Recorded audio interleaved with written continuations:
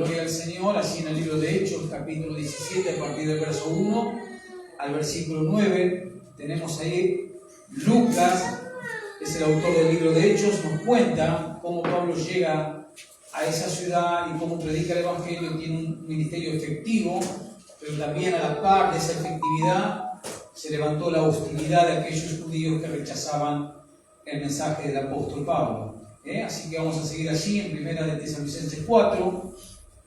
Y el apóstol Pablo, entre tantas cosas que les había enseñado a estos creyentes de Tesalónica, el apóstol había enseñado a los tesalonicenses sobre el regreso del Señor Jesucristo. Y obviamente, ¿no?, ante esta enseñanza, ellos esperaban con anhelo esa venida gloriosa. Fíjense, por ejemplo, en el capítulo 1, verso 10, como Pablo les había enseñado sobre el regreso de Cristo. Capítulo 1, verso 10, dice allí: y esperar de los cielos, le dijo Pablo, y esperar de los cielos a su Hijo, el cual resucitó de los muertos, a Jesús, quien nos libra de la ira venidera. El apóstol Pablo ya les había enseñado del regreso de Cristo a reunir su iglesia para llevársela antes de que venga el periodo de la ira de Dios sobre este mundo.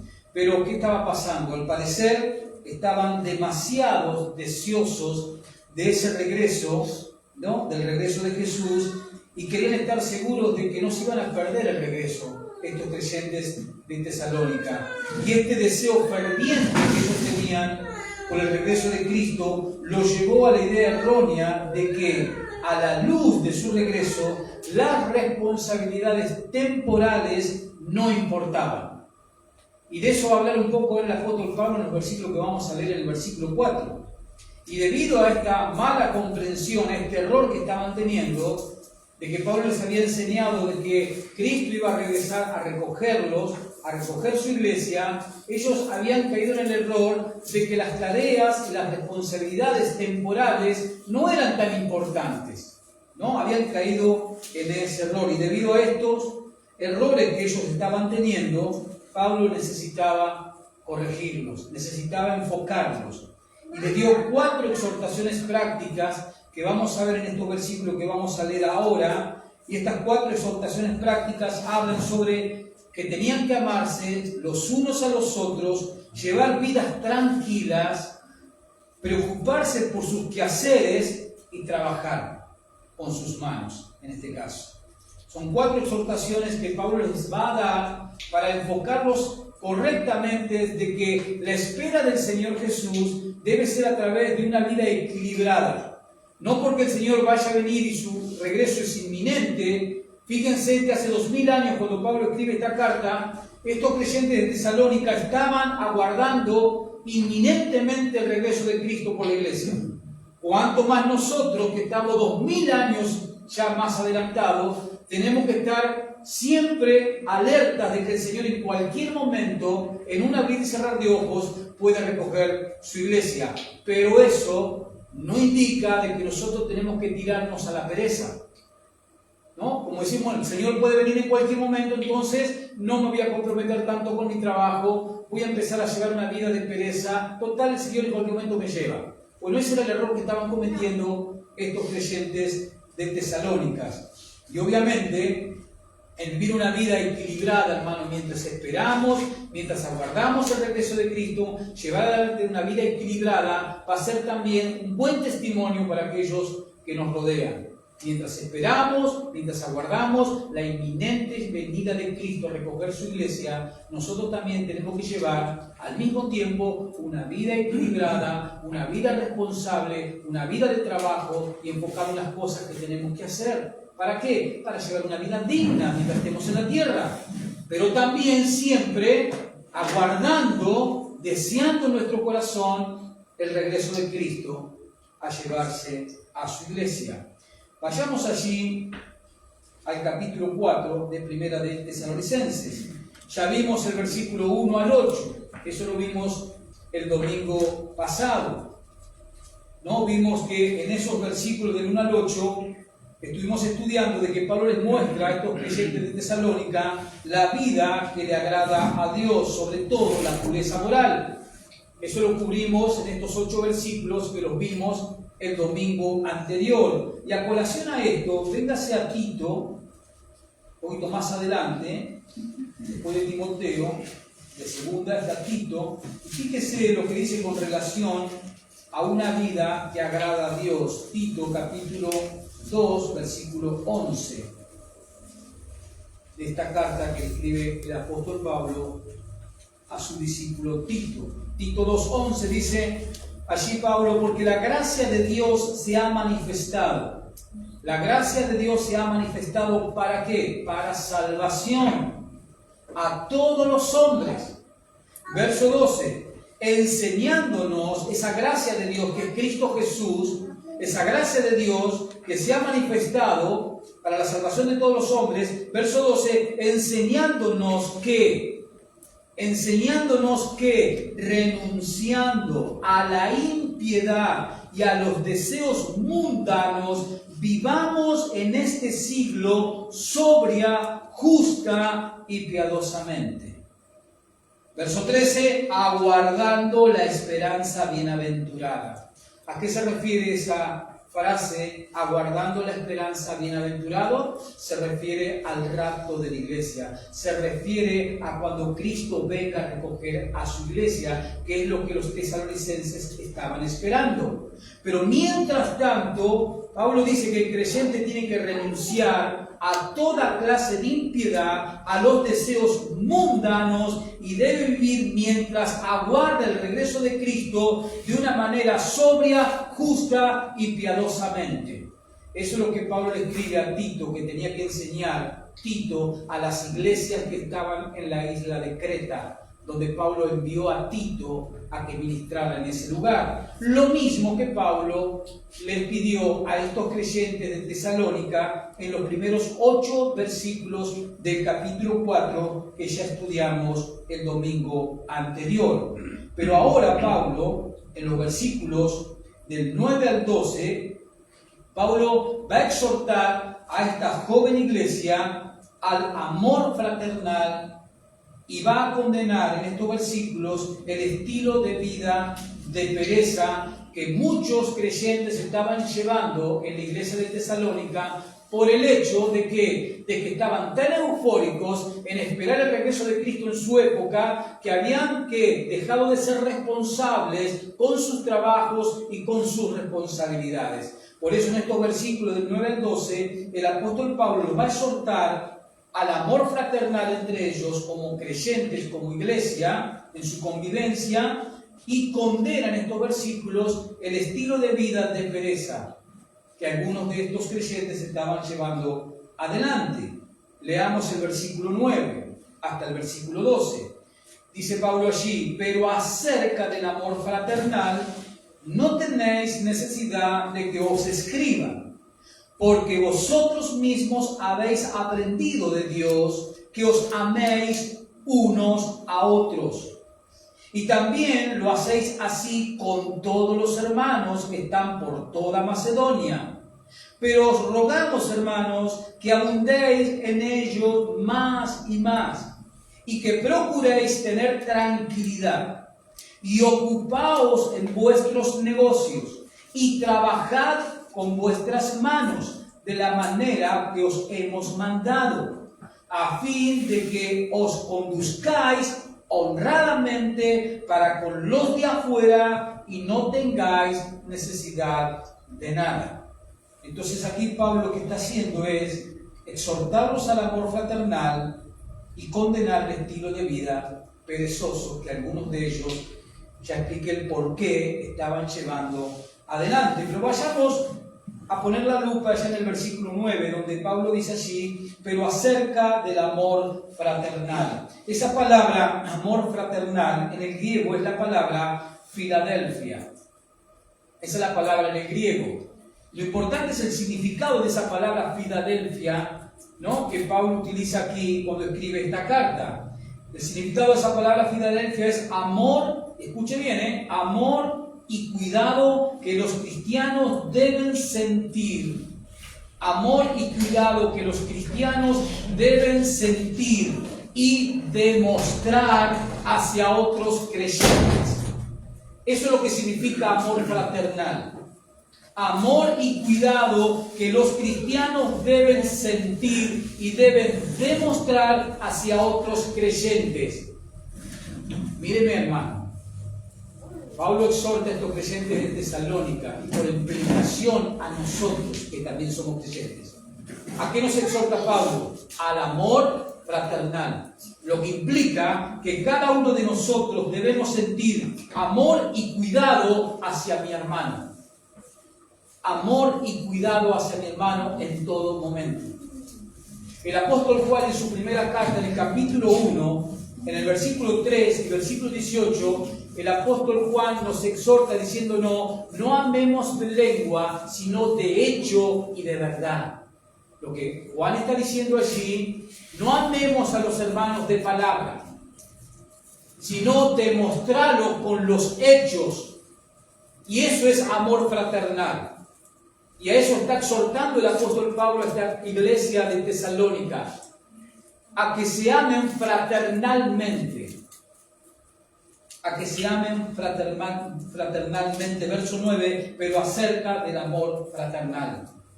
Originalmente esta palabra era usada para el amor que se tenían entre los familiares. Pero en todo el Nuevo Testamento, este amor fraternal implica el amor que se deben tener los cristianos dentro de la iglesia, los creyentes que forman parte de una iglesia local como nosotros.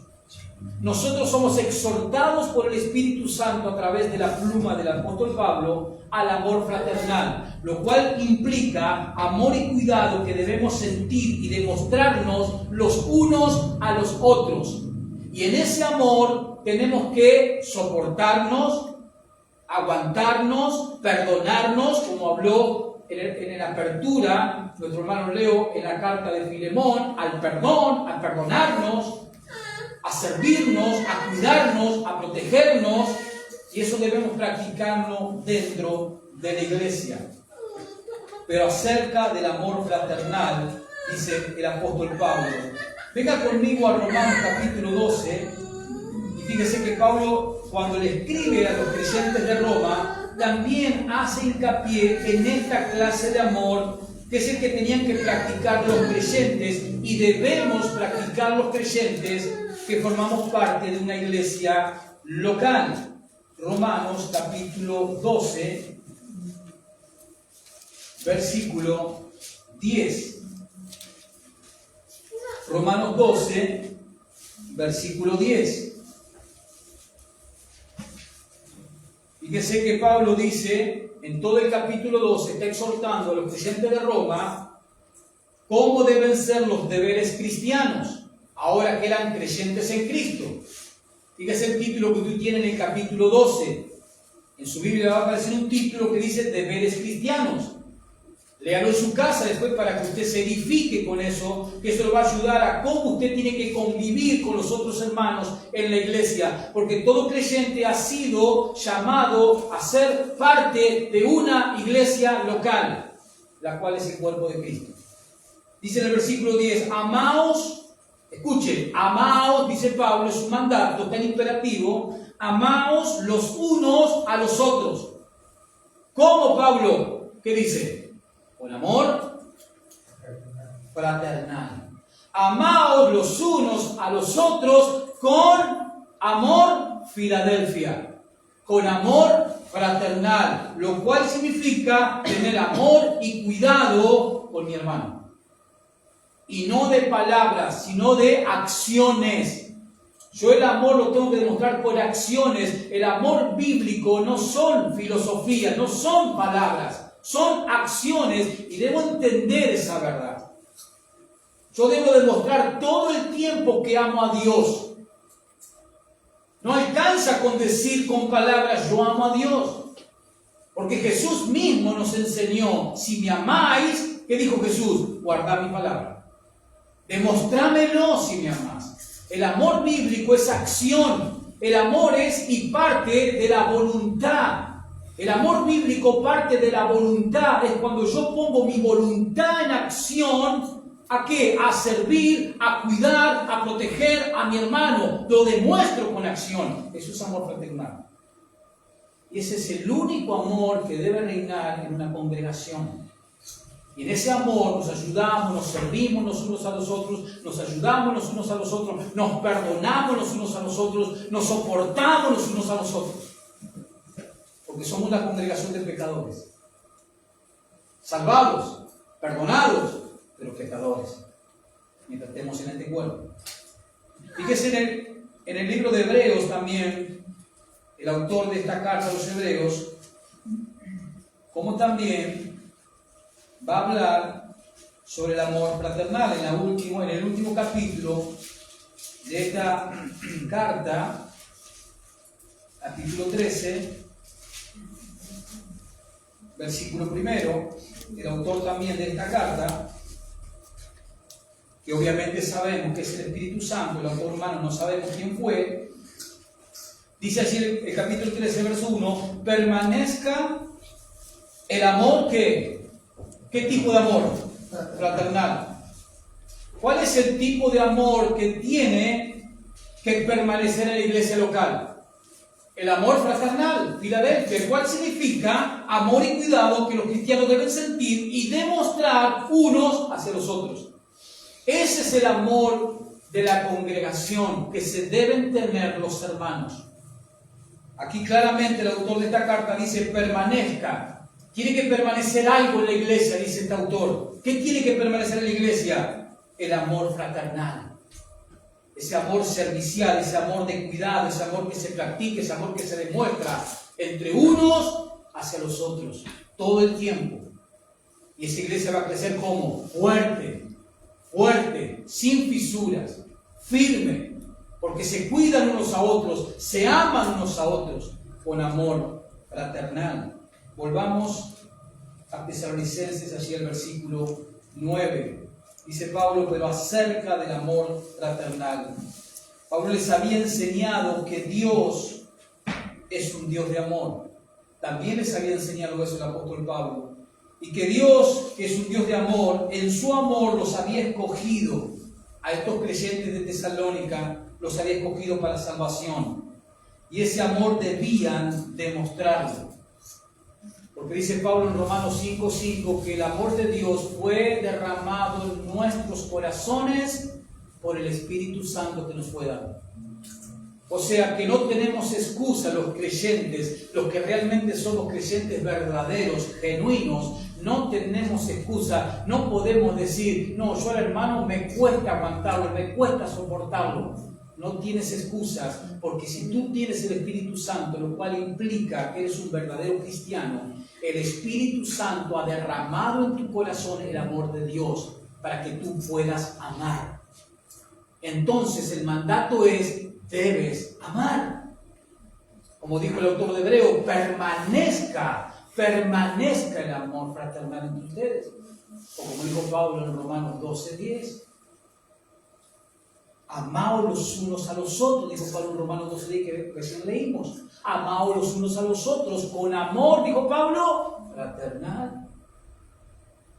Estos creyentes de Tesalónica habían aprendido por medio de la enseñanza del apóstol Pablo de que Dios era un Dios de amor y que ese Dios de amor, en su amor, los había escogido, los había perdonado y los había traído a Cristo para la salvación de sus almas. Y debían, con ese amor, demostrarlo hacia los demás, entre ellos mismos, como parte de una congregación. Ellos también debían amar a esas personas que también Dios, como a ellos, los había llamado, escogido y salvado. Venga la primera carta de Juan, veamos unos cuantos textos sobre este punto. Primera carta de Juan, capítulo 12. Sobre este mandato de practicar. Acuérdese que esto no es un sentimiento, no es que yo tengo que decir, no, yo no siento amarlo al hermano, yo no siento amarla a la hermana, no se trata de sentimientos. El amor fraternal son acciones que tienen que emanar de la voluntad. Dios te ha dado un mandato y tú tienes que ponerlo por obra, y para eso tienes que ejercer la voluntad. Dios te ha dicho que debemos amarnos fraternalmente, ese es el mandato. Ahora yo debo poner mi voluntad en acción y llevarlo a la práctica. No me está diciendo Dios, si el hermano es así, ámalo. Si no es así, no lo ames. No, no se trata de emociones, el amor verdadero. Se trata de acciones. Cuando yo estoy en obediencia perfecta a Dios. Pero fijémonos en 1 Juan capítulo 2, versículo 9, por ejemplo. 1 Juan 2, 9. Allí dice el apóstol: el que dice que está en la luz, o sea que es salvo verdaderamente, significa eso. El que dice que está en luz, versículo 9, y aborrece a su ¿qué? Hermano, ¿qué sucede con esa persona? Está en tinieblas. O sea, no es salvo. No es salvo.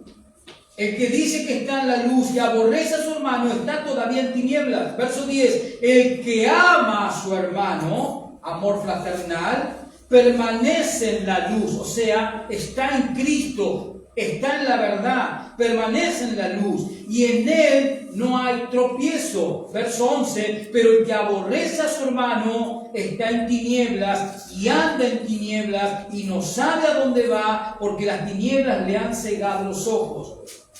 No es salvo, en pocas palabras. Vaya al capítulo 3, versículo 11. Dice así el apóstol Juan, sigue diciendo Juan 3:11, porque este es el mensaje que habéis oído desde el principio. 2 puntos. Que nos amemos los unos a los otros. Este es el mensaje, dice Juan, que hemos oído desde el principio, desde que Cristo vino y se encarnó y caminó en esta tierra. ¿Cuál es el mensaje? Que los hermanos debemos amarnos fraternalmente los unos a los otros. Vaya al capítulo 4 y sigamos escuchando a Juan. Capítulo 4, verso 7. Dice Juan, amados, es un término para los creyentes. Amados, ¿qué? Juan. Y Juan te dice, amémonos unos a otros. Y Juan te va a decir por qué nos debemos amar. Porque el amor, ¿de quién proviene? ¿Cuál es la fuente del amor? De Dios. Porque el amor es de Dios. Todo aquel que ama es nacido de Dios, es verdadero creyente. Todo aquel que ama es un verdadero creyente. Es una persona que ha sido regenerada, que ha nacido de nuevo por la obra del Espíritu de Dios y su palabra. Es nacido de Dios y conoce a Dios. Verso 8, el que no ama no ha conocido a Dios, porque Dios es amor. Verso 9, en esto se mostró el amor de Dios para con nosotros, en que Dios envió a su Hijo unigénito al mundo para que vivamos por Él. En esto consiste el amor, no en que nosotros hayamos amado a Dios, sino en que Él nos amó a nosotros y envió a su Hijo en propiciación por nuestros pecados. Amados, si Dios nos ha amado así, debemos también nosotros amarnos unos a otros. Amor fraternal. Volvamos a Tesalonicenses. ¿Qué les dijo Pablo en el verso 9? Pero acerca del amor fraternal no tenéis necesidad que os escriba, porque vosotros mismos habéis aprendido de Dios que os améis los unos a los otros. Estos creyentes habían aprendido, Pablo les había enseñado y ellos habían aprendido. Por eso Pablo les dice al comienzo, pero acerca del amor fraternal no tenéis necesidad. Ellos habían aprendido y lo habían llevado a la práctica y lo practicaban el amor fraternal, no solamente en su iglesia local, sino que su fe, su amor, su servicio se había expandido por toda Macedonia. Así dice el capítulo 1 de esta carta. Eran un testimonio vivo del Evangelio de Cristo, del amor de Dios. Por eso Pablo les dice, pero acerca del amor fraternal no tenéis necesidad de que os escriban. Ellos habían aprendido este amor que Pablo les había enseñado y lo habían sentido de parte de Dios a través de la enseñanza y de la predicación que Pablo les había dado del Evangelio. Versículo 10 dice: y también lo hacéis así con todos los hermanos que están por toda Macedonia.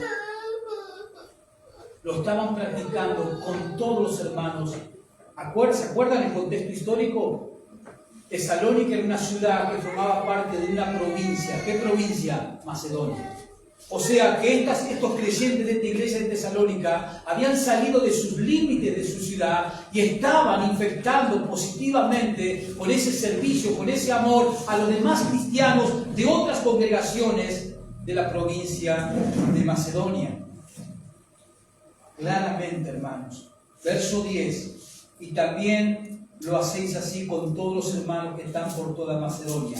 Pero, dice Pablo, os rogamos, hermanos, que abundéis en ello. ¿En qué? En el amor fraternal. Que abundéis en ello más y más. Estos creyentes claramente se habían convertido en creyentes generosos, misericordiosos, serviciales, amorosos, pero, ahí hay un pero en el texto, pero Pablo los exhorta a abundar más y más en esa virtud. Sigan creciendo en esa virtud, porque esa es la esencia de Dios, el amor, es la esencia del Evangelio. ¿Qué dice Juan 3:16? De tal manera amó Dios al mundo que ha dado a su Hijo unigénito. La esencia de Dios es el amor. Dios es amor. Entonces, cuando nosotros caminamos en esa esencia, cuando vivimos en esa esencia, cuando practicamos esa esencia los unos a los otros, estamos dando un testimonio hacia afuera, un testimonio total. Por eso Pablo los insta en el verso 10 al final.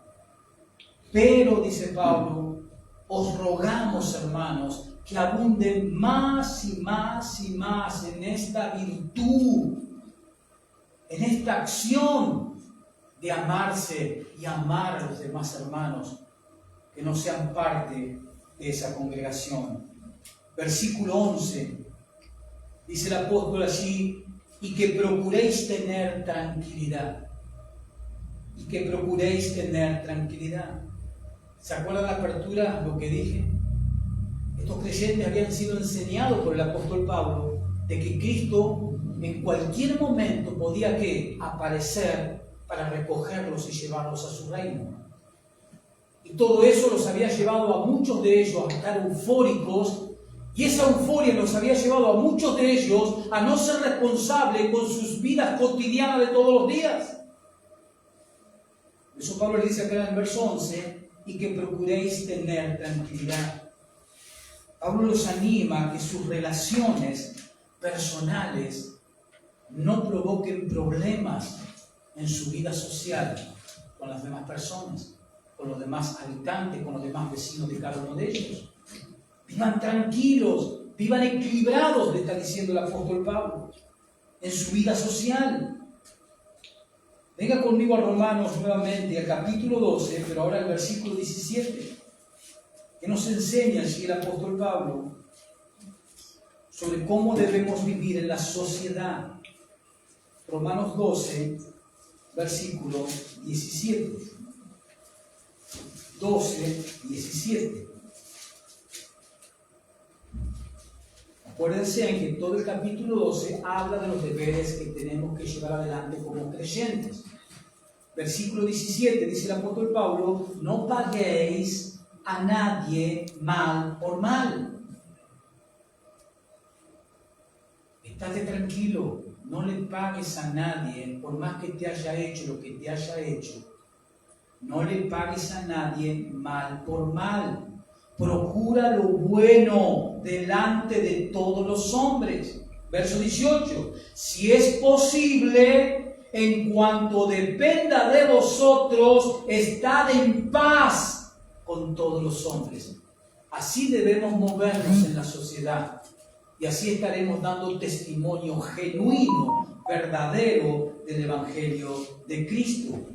Y fíjense lo que dice Pablo a Timoteo en la segunda carta a Timoteo capítulo 2.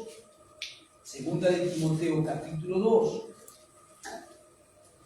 En este punto de estar tranquilo, de no crear problemas, discordias con otras personas. Segunda de Timoteo 2, versículo 24. 2:24, dice allí el apóstol: porque el siervo del Señor, ¿usted es creyente? ¿Es creyente? Entonces, ¿usted qué es? ¿Un siervo de quién? Esa palabra siervo es doulos en el griego y significa esclavo. Antes éramos esclavos de ¿qué? Romanos 6. Antes éramos esclavos del pecado, dice Pablo en esa exposición de Romanos capítulo 6. Ahora, por creer, por la fe en Cristo Jesús, dejamos de ser esclavos de un amo que lo único que nos daba al final de nuestras vidas era la muerte y condenación, y pasamos a ser esclavos por voluntad propia, por decisión propia, de un amo que nos da vida eterna, misericordia, compasión, perdón, y es Cristo. Porque el siervo del Señor no debe ser ¿qué? Contencioso en la sociedad. No debe andar discutiendo, peleando con todo el mundo. ¿Quién? El siervo del Señor. Yo sé que eso lo hace la gente del mundo. Este me hizo esto, este no sabe con quién se metió. Así habla el mundo, pero no el cristiano. Para el cristiano el mandato es este, porque el siervo del Señor o el Hijo de Dios, el esclavo de Cristo, no debe ser contencioso, sino que todo lo contrario, amable. ¿Para quién? Para con todos. Amable para con todos, eso implica amable con sus hermanos y amable con los incrédulos. Apto para enseñar y sufrido. ¿Se acuerdan que dijo en Romanos, que le digo recién? Mientras dependa de vosotros, estad ¿en qué? En paz con todos los hombres. Y a veces cuesta, ¿no? Porque nos hacen cosas, nos dicen cosas, pero el mandato que tengo sobre mí es que tengo que estar en paz, tengo que ser amable. Ante el agravio no tengo que contestar con agravios, sino tengo que seguir siendo amable. ¿Y puedo hacerlo? Claro que puedo hacerlo, porque Dios me ha dado su Espíritu Santo. No tengo excusa. Ahora, claro que no lo voy a hacer si yo dejo que reaccione mi naturaleza caída. Si yo dejo que reaccione mi carne en vez del Espíritu, claro que voy a estar en contienda. Y claro que no voy a ser amable en muchas circunstancias de la vida. Y obviamente que tampoco tenemos que andar en conflictos dentro de la iglesia. Venga conmigo a Filipenses y escuche a Pablo allí dando instrucciones a la iglesia de Filipo. Recuerden el contexto histórico. Pablo, cuando llega a Tesalónica, ¿de dónde venía? De fundar la iglesia de Filipo. Filipenses capítulo 4.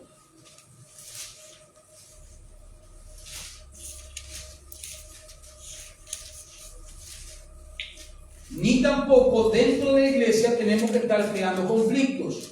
Filipenses 4, versículo 1 y versículo 2. Dice así el apóstol: así que, hermanos míos, amados y deseados, gozo y corona mía, estad así firmes en el Señor, amados. Verso 2. Ahora va a hablar el apóstol Pablo personalmente de dos integrantes de la iglesia de Filipo. Versículo 2. Ruego a Evodia y a Síntique, dos mujeres que obviamente formaban parte de la iglesia de Filipo y tenían cargos dentro de la iglesia. Y Pablo les ruega a estas dos mujeres que sean de un mismo sentir en el Señor. ¿Qué está diciendo Pablo? Pablo está diciendo que piensen de la misma manera, que no haya diferencias entre ellas, que no haya contiendas entre ellas, que es lo que estaba sucediendo. Entre dos hermanas dentro de la iglesia había conflictos entre estas dos personas. Por sus egos, podemos suponer claramente, por sus celos, por sus envidias, por todas obras carnales. Pero estaban trayendo un problema a la iglesia. ¿Qué estaban haciendo? Estaban minando, estaban debilitando el amor fraternal de la iglesia de Filipo con sus problemas. Por eso Pablo les ruega, como apóstol con autoridad de Cristo, ruego que sean de un mismo sentir, que vivan en paz, que vivan el amor fraternal, que no dividan a la iglesia. ¿Y cuántas veces sucede eso en las iglesias locales? Por personas que no andan en el mismo sentir, que crean contiendas dentro de la iglesia, que rompen el espíritu del amor fraternal. ¿Y qué hacen? Debilitan a la iglesia, manchan a la iglesia, manchan el testimonio de la iglesia.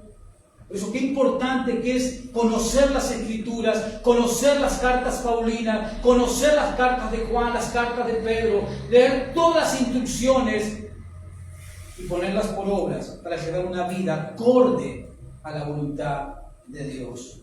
Volvamos a Tesalónica, al capítulo 4, versículo 11. Pablo les está diciendo que procuréis tener tranquilidad. Y eso es lo que acabamos de explicar recién. Y le sigue diciendo, y ocupaos en vuestros negocios y trabajad con vuestras manos. ¿Se acuerdan? Había gente que dice, no, como el Señor va a aparecer en cualquier momento, entonces ya no trabajo más, entonces ya ahora me dedico a esperar al Señor y nada más. Habían dejado sus responsabilidades, sus trabajos de lado, no estaban llevando una vida cristiana equilibrada. Nosotros tenemos que seguir con nuestras actividades, con nuestras responsabilidades, pero siempre atentos a que en cualquier momento el Señor, ¿qué hace? Nos recoge y nos lleva a su presencia. Pero Pablo le dice, ocúpense mientras esperan al Señor, ocúpense en vuestros negocios y trabajen con vuestras manos. Pablo tratará obviamente más profundamente este tema en la segunda carta, con aquellos que no se ocupaban en sus propios negocios. Fíjese en segunda de Tesalonicenses 3, como Pablo iba a tratar más profundamente con este problema de aquellos que andaban en pereza, porque erróneamente en su euforia estaban diciendo, como el Señor va a venir en cualquier momento, entonces ya no trabajo más, dejo todo. Bueno, Pablo en la segunda carta lo va a tratar más profundamente, en el capítulo 3, versículo 6. Dice, pero os ordenamos, dice Pablo, mandato. Os ordenamos, hermanos, en el nombre de nuestro Señor Jesucristo, que os apartéis de todo hermano. No, está hablando al contexto de la iglesia, que se aparten de todo hermano que ande como desordenadamente y no según las enseñanzas que recibisteis de nosotros, las que le dio en la primera carta que estamos leyendo.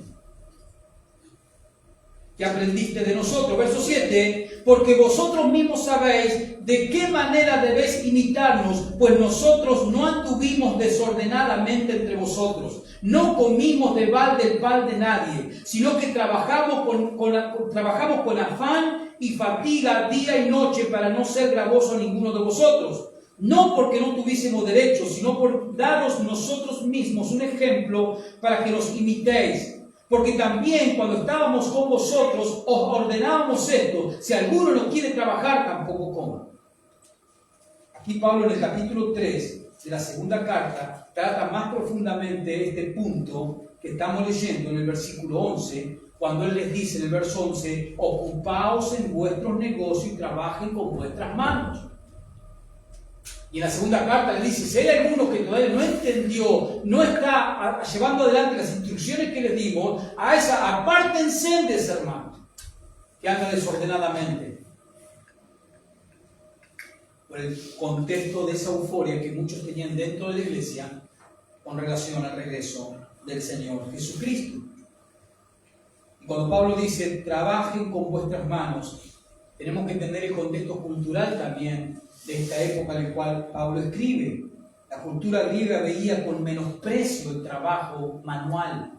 ¿Por qué? Porque era un trabajo y una actividad de un esclavo.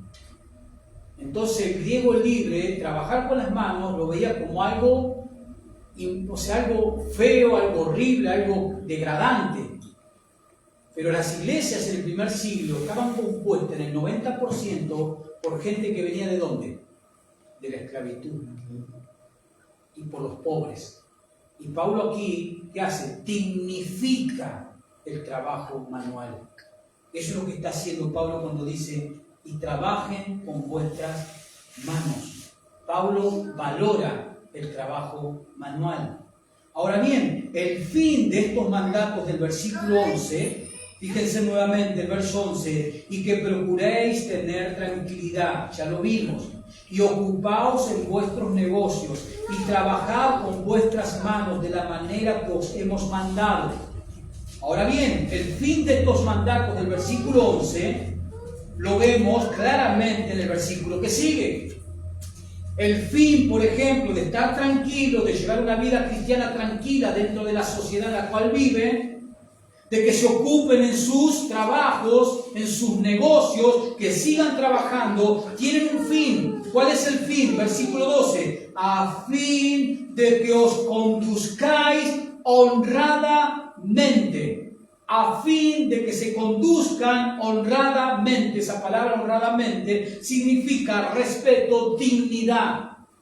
Ocúpense en sus trabajos, ocúpense en sus negocios, vivan vidas equilibradas en la sociedad. ¿Con qué fin? Para que vivan de manera digna y de esa manera van a poder respaldar la predicación del Evangelio con una vida que honra a Dios.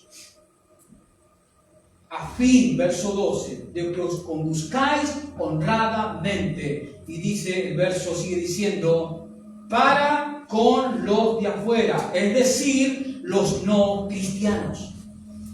Vivan, hijos de Dios, honradamente, ocúpense en sus trabajos, trabajen, ocúpense en sus negocios, vivan equilibradamente, no como locos fanáticos, sino equilibradamente, con el fin de vivir y conducirse honestamente,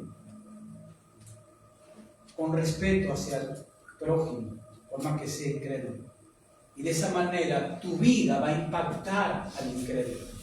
No solo tu predicación, sino que tu predicación va a estar acompañada por tu vida. Una vida sujeta a la palabra de Dios. Una vida que vive en orden, en equilibrio. Y ese es el mejor testimonio que le podemos dar a un incrédulo. Que acá está figurado por la palabra que dice los de afuera. Pablo se está refiriendo a los inconversos.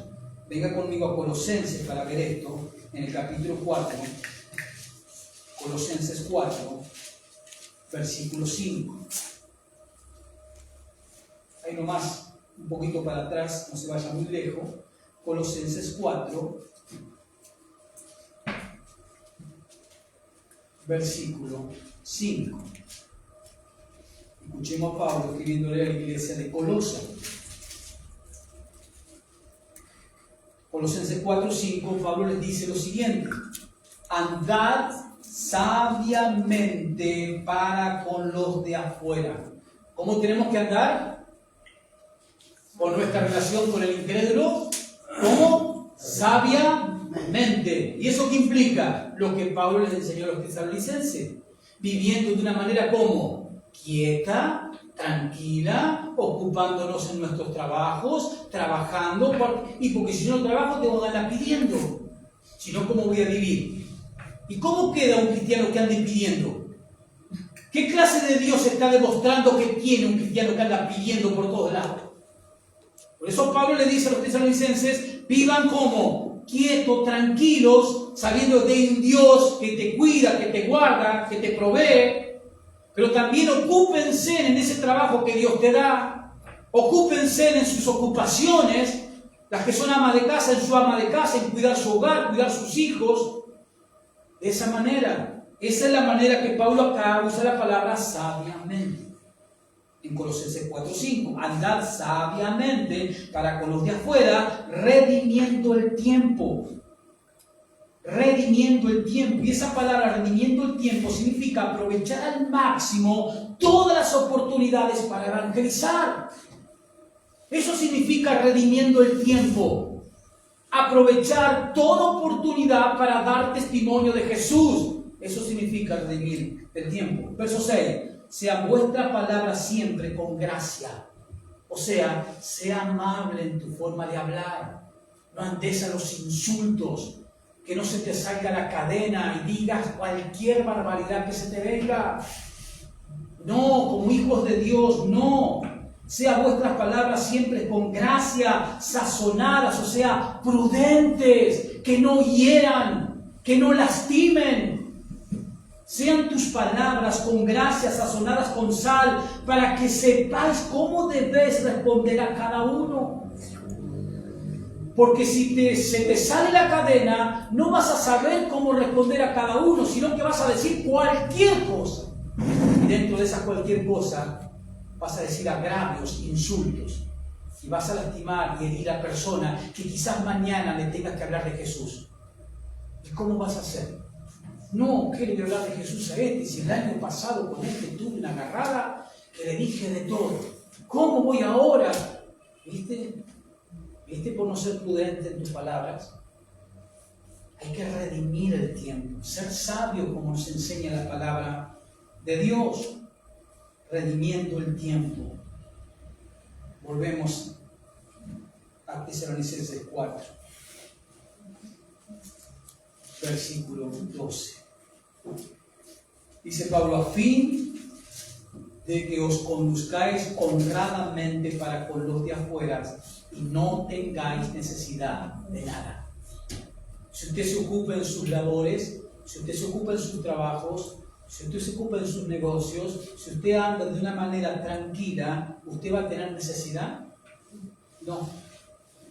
No me venga a decir, sí, pero me hace falta un coche. ¿Qué dice el Señor en el Nuevo Testamento? Con sustento y abrigo, ¿estemos qué? ¿Estemos qué? Contento. Eso dice el Señor. ¿Tienes sustento? ¿Tienes para comer todos los días? ¿Tienes abrigo o andas desnudo en la calle? Entonces, si tienes sustento y tienes abrigo, ¿cómo tienes que vivir hacia Dios? Agradecido.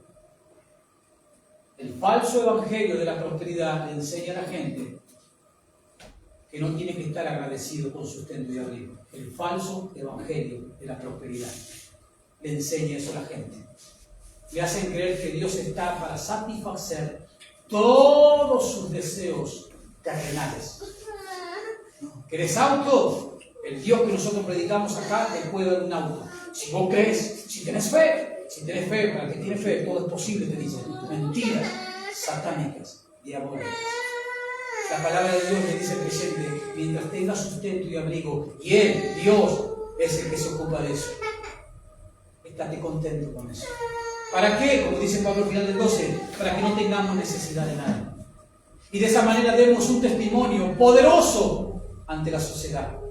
De ser personas que vivimos tranquilamente. ¿Por qué? Porque confiamos en Dios. Personas que nos dedicamos a nuestros negocios y a nuestros trabajos. ¿Por qué? Porque ese negocio y ese trabajo lo hagamos Dios y honramos. Mientras tanto que vivimos así, esperamos todos los días el momento en el cual Cristo nos llame para irnos con Él. Eso es una vida equilibrada. Ahora bien, hermanos, ¿qué aplicaciones podemos sacar de estos textos para nuestra edificación? De estas directrices, de estos mandatos que el apóstol Pablo le dio a estos creyentes, de estos versículos que vimos hoy, del 9 al 12. Por ejemplo, una aplicación es que al formar parte de una iglesia local, debemos, al ser parte como lo somos, de una iglesia local, debemos todo el tiempo, no a veces, debemos todo el tiempo practicar el amor fraternal. Amor fraternal que los tesalonicenses practicaban. Pero aún, aunque lo practicaban, Pablo les dijo, tienen que abundar aún más y más en ese amor fraternal. Pero nosotros, hermanos, como iglesia local, como miembros, como partes de una iglesia local también, nosotros también debemos todo el tiempo practicar el amor fraternal entre nosotros como hermanos que somos en Cristo. Y acuérdense del significado de fraternal. Amor, servicio, cuidado que debemos tenernos los unos a los otros. Porque eso es lo que manda el Nuevo Testamento a los creyentes que forman parte de una iglesia local. Tienen que practicar, tienen que vivir el amor fraternal. Y el amor, recuerden, no son palabras, no es algo emocional. El amor parte de la voluntad. Yo debo decir y decidir amar a mi hermano porque Dios me lo pide y Dios me ha equipado para eso al darme su Espíritu Santo. Pero eso es una aplicación que podemos sacar para nosotros. Y en cuanto a nuestra relación con la sociedad, hermanos, seamos de bendición. Con el barrio donde vivimos, con las personas incrédulas que nos rodean, con las cuales tenemos comunión, relación. Seamos para esas personas de bendición, no seamos de conflictos, no seamos de contiendas. Venga conmigo a Filipenses 2. Esa es otra aplicación que podemos tomar para nuestra edificación. En cuanto a nuestra relación con la sociedad, seamos de bendición. No de conflictos, no de contiendas. Filipenses 2, 14. Fíjese lo que dice Pablo allí. Filipenses 2, versículo 14. Dice Pablo allí a la iglesia de los tesalonicenses y a nosotros, haced todo sin qué, sin murmuraciones y contiendas. Y todo que implica, todo, dentro de la iglesia y fuera de la iglesia. Haced todo sin murmuración y sin contiendas, o sea, sin andar peleando. Verso 15, para que seáis irreprensibles y sencillos, hijos de Dios, sin manchas, en medio de una generación maligna y perversa. ¿Cómo es la sociedad en la que vivimos? Según Dios. ¿Cómo es? Maligna y perversa. Pero tú estás colocado ahí, ¿para qué? Para irradiar luz con tu manera de vivir totalmente opuesta a cómo vive la sociedad que vive en tinieblas. Ahora, si yo como hijo de Dios ando como anda el incrédulo, ando en contienda, discuto con todo el mundo, me peleo con todo el mundo, entonces yo no estoy andando de manera irreprensible como hijo de Dios. Sigue diciendo el texto al final. En medio de esa sociedad maligna y perversa, al final del versículo 15, en medio de la cual, de esa sociedad maligna y perversa, resplandecéis como luminares en el mundo. ¿Y cómo resplandezco? Con una manera de pensar, de vivir, de hablar, de actuar totalmente opuesta a cómo vive la sociedad maligna y perversa, a la cual debo evangelizar. Y para esa evangelización es importante mi testimonio, mi cambio, mi transformación que Dios ha hecho a través y sigue haciendo a través de su palabra cuando yo me someto a ella. Esa es otra aplicación. En cuanto a nuestra relación con la sociedad, seamos de bendición. No seamos de conflictos y contiendas. Y en tercer lugar, ocupémonos en trabajar. Ocupémonos en nuestras ocupaciones. En primer lugar, para honrar a Dios, mientras esperamos que el Señor venga a recoger a su iglesia. Amén. Vivamos en paz, con esa paz que Dios nos ha dado. Vivamos tranquilos, ocupados en nuestras labores que Dios nos ha dado. Cada cual en su labor, pero de manera que honre a Dios. Y no vivamos en conflicto con el mundo de afuera, sino seamos de bendición para el mundo de afuera, seamos de bendición en crédito. Y cuando prediquemos el Evangelio, si nuestra vida está equilibrada, está ocupada en las cosas correctas, nuestro testimonio va a apoyar nuestra predicación. La gente te va a escuchar, porque va a decir, no, a este lo voy a escuchar porque la verdad lleva una vida, tiene una conducta de vida, tiene trabajo, es honesto, es responsable con sus labores. Si este me quiere hablar de Dios, lo voy a escuchar, aunque sea un ratito, pero lo voy a escuchar. Ahora, si somos un desastre y le queremos hablar del Señor, no tenemos autoridad, no tenemos legitimidad. De eso se trata también, hermanos. Volvamos a Tesalonicenses para concluir. Capítulo 4.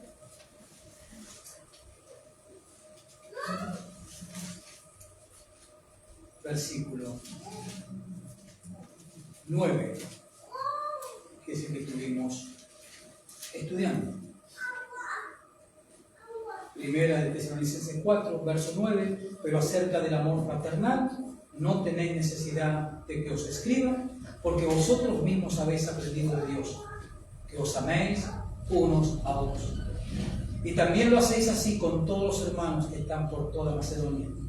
Pero os rogamos, hermanos, que abundéis en ello más y más, y que procuréis tener tranquilidad, y ocuparos en vuestros negocios, y trabajad con vuestras manos, de la manera que os hemos mandado, a fin de que os conduzcáis honradamente para con los de afuera, y no tengáis necesidad de nada. Amén. Póngase de pie.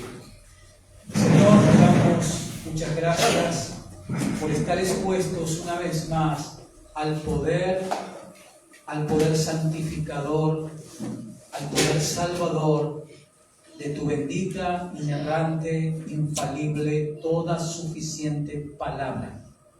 Te damos gracias por darnos luz por medio de tu Espíritu Santo para entender, comprender el significado de lo que hoy, Señor, hemos leído y hemos estudiado. Gracias, Espíritu Santo, por darnos la capacidad.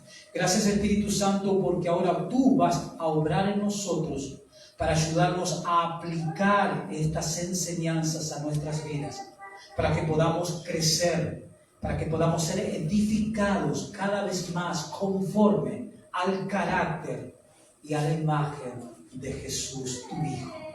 Gracias por tu palabra, Señor. En el nombre de Jesús. Amén y amén. Amén, hermanos.